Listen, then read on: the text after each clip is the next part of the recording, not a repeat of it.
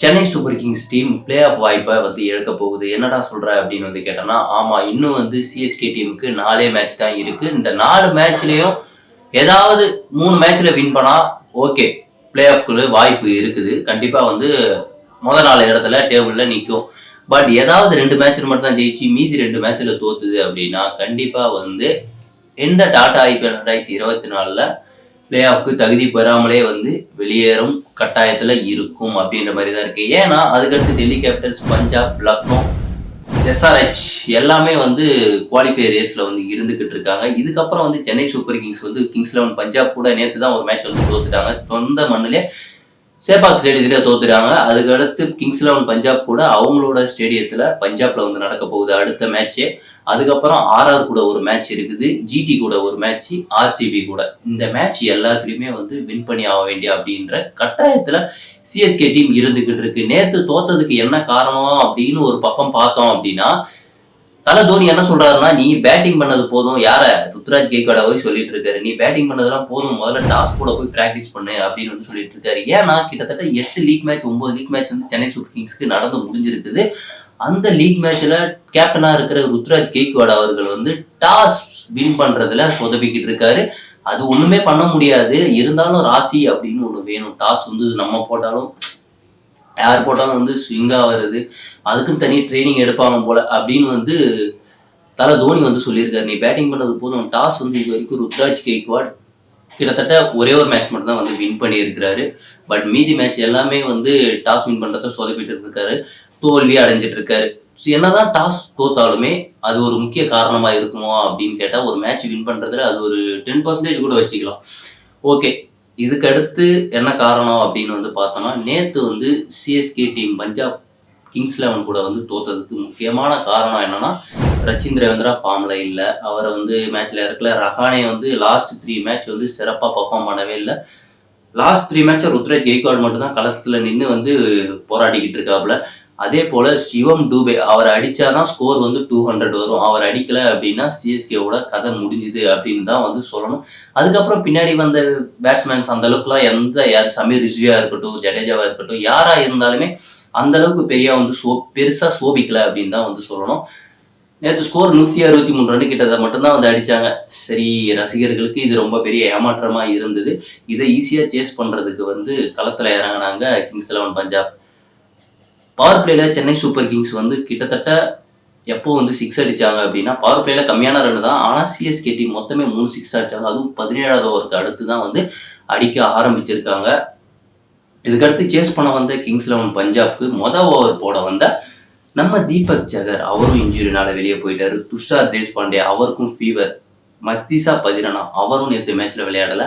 அதுக்கு பதிலா நம்ம ரிச்சர்ட் கிளீசன், டெவன் கான்வேக்கு பதிலாக ரீப்ளேஸ் பண்ணப்பட்ட ரிச்சர்ட் கிளீசன் வந்து பவுலிங் போட்டார். அவர் ஒரு விக்கெட்டை வந்து எடுத்தார். அது மட்டும் இல்லாமல் முஸ்தபிர் ரஹ்மான் நேற்று மேட்ச் மட்டும்தான் அவருக்கு லாஸ்ட் மேட்ச் ஆஃப் சிஎஸ்கே இந்த சீசன். இந்த சீசனில் அவருக்கு லாஸ்ட் மேட்ச் இது. இதுக்கடுத்து T20 வேர்ல்டு கப் வருது பங்களாதேஷ்.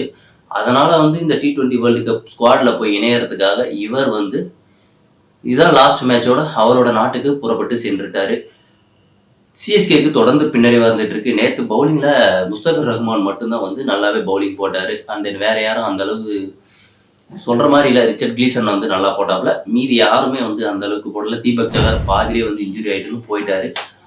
ஸோ இதுக்கு அடுத்து வர மேட்ச் எல்லாமே சிஎஸ்கேக்கு ரொம்ப கடினமா இருக்கும். ஏன்னா பேட்டிங்லயும் அந்த அளவுக்கு Rachin Ravindra back to form கொண்டு வரணும் அப்படின்ற மாதிரி எனக்கு தோணுது. அண்ட் தென் நெக்ஸ்ட் வந்து பார்த்தோம் அப்படின்னா, மோயின் அலி வந்து பிளே ஆஃப் போஸ் ஒருவேளை சிஎஸ்கே டீம் பிளே ஆஃப்குள்ள போயிடுச்சு அப்படின்னா மோயின் அலி விளையாட மாட்டார். ஏன் அப்படின்னா T20 வேர்ல்டு கப் வரப்போகுது ஜூன் மாதம். ஸோ அதனால வந்து இந்தியாவில் விளையாடிட்டு இருக்க இங்கிலாந்து பிளேயர்ஸ் யாரெல்லாம் ஸ்குவாட்ல இருக்காங்களோ, அதாவது T20 வேர்ல்டு கப் ஸ்குவாட்ல யாரெல்லாம் இருந்துகிட்டு இருக்கீங்களோ அவங்கலாம் வந்து இந்த தேதிக்குள்ள நீங்க வந்து ஆகணும் அப்படின்ற மாதிரி சொல்லிட்டு அவங்க கட்டாயமா வந்து விளையாட மாட்டாங்க. ஐபிஎல் லிவிங்ஸ்டோனா இருக்கட்டும், சாம் கரனா இருக்கட்டும், வேற எந்த ஜாஸ் பட்லரா இருக்கட்டும், எந்த ஒரு பிளேயர் மோயின் அலியா இருந்தாலுமே இங்கிலாந்துக்கு வந்து தான் ஆகணும் அப்படின்ற மாதிரி சொல்லியிருக்காங்க. ஏன்னா ஜாஸ் பட்லர் தான் இங்கிலாந்து கிரிக்கெட் டீமோட கேப்டன். T20 வேர்ல்டு கப்புக்கு அவர் தான் வந்து கேப்டன். ஸோ அதனால மோயின் அலியும் கொஞ்சம் இல்லாதனால சிஎஸ்கேக்கு கொஞ்சம் தடுமாற்றமே தான். அதுக்கடுத்து ஒன்றும் இல்லை சொல்கிற அளவுக்கு.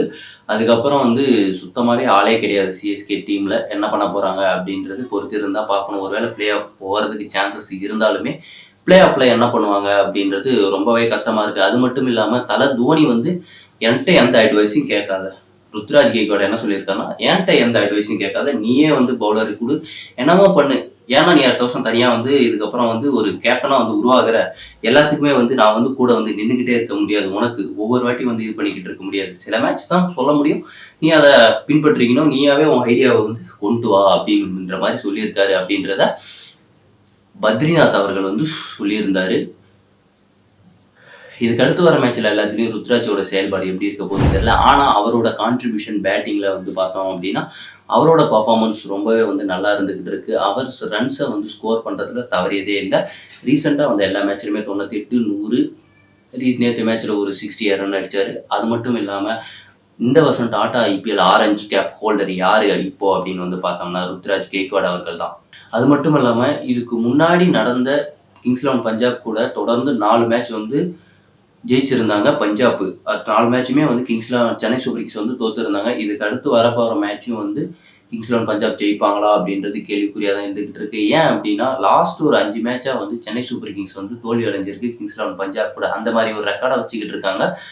அதை வந்து காலி பண்ணணும். அடுத்த மேட்ச் கண்டிப்பாக ஜெயிச்சே ஆகணும் சென்னை சூப்பர் கிங்ஸ். அப்படி ஜெயிக்கல அப்படின்னா அவங்களுக்குள்ள ஒரு என்ன சொல்கிறது, மற்ற டீமை சார்ந்து இருக்கிற மாதிரி இருக்கலாம். ஏன்னா 2 மேட்ச் ஜெயிச்சா மற்ற டீம் எல்எஸ்ஜி தோக்கணும், எஸ்ஆர்ஹெச் வந்து தோக்கணும். இந்த 2 டீமுமே இதுக்கு அடுத்து வர மேட்ச்சில் எல்லாத்துலையும் தோத்துக்கிட்டு இருந்தால் தான் கிங்ஸ் 11 பஞ்சாப்காக இருந்தாலும் சரி, டெல்லி கேபிட்டல்ஸாக இருந்தாலும் சரி, சென்னை சூப்பர் கிங்ஸாக இருந்தாலும் சரி, இந்த 3 டீமுக்குமே வாய்ப்பு இருக்கும்.